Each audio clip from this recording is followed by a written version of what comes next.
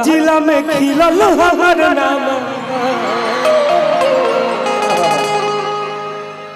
अये भाई लोग तोहरे कारण अरे की फोटो लेके घूमे पुलिस थाना अये भाई लोग तोहरे कारण। आज से 2 साल पहले एगो नौजवान भाइयों के लिए हमने गाना गाया। कौन सा गाना? अरे की आदमी लभर हम जनुआ करे अरजी है। इसमें इको दे इको। अरे की आदमी लभर हम जनुआ करे अरजी है। देह पे चढ़ा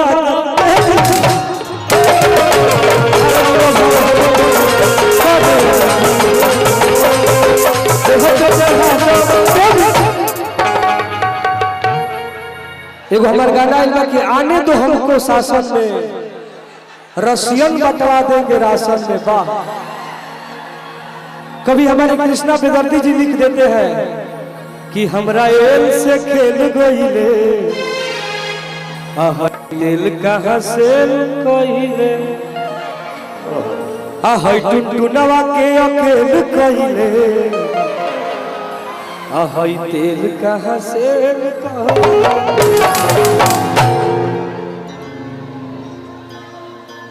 चाहिए हक बाटे 100% ये भाई। अरे की जगह दीना सुतल गवर्नमेंट ये माही अब बनवाई दी यही रे जी। एगो लड़का भाई के दरबार में जाके कहता कि हे भाई हाँ बोला तुम्हारे आशीर्वाद से कोई आईजी होता, डीआईजी होता, हाँ होता, आर्टिस्ट होता, नेता होता, अभिनेता होता भाई।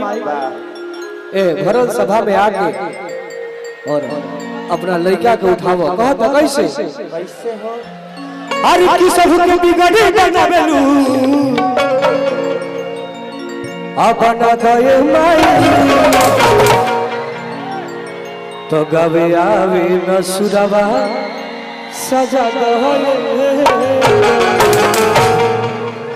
साउंड वाले भैया थोड़ा सा इसको उठा के रखो ना, थोड़ा सा डार्लिंग। बहुत अच्छा आपका साउंड बज रहा है। दुए को है और है ना, और है ना साउंड ठीक जो हेलो। अरे की सब को बिगड़ी बनावेलू बना दये माई। अरे की सब को बिगड़ी बनावेलू बना दये माई। अरे की हो मैया जय हो तो सबसे बिगड़ी बनावेलू बना दये माई। हर की सबके बिगड़ी बनावेलू बना दये माई तो गावे आवे न सुरवा सजा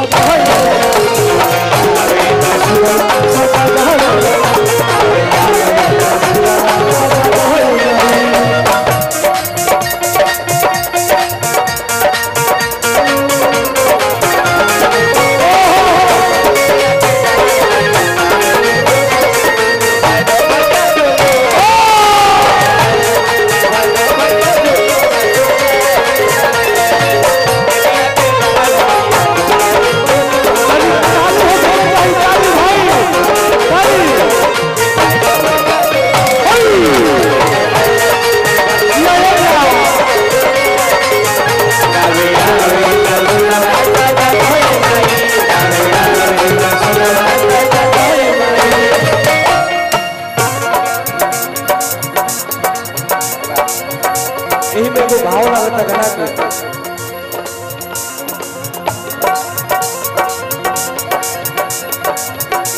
के माटी के मूर्ति से जय हो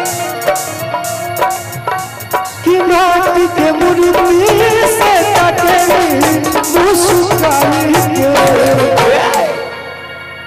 अरे की माटी के मूर्ति से जय हो तकली मुस्कान के अरे तो जब सुहावन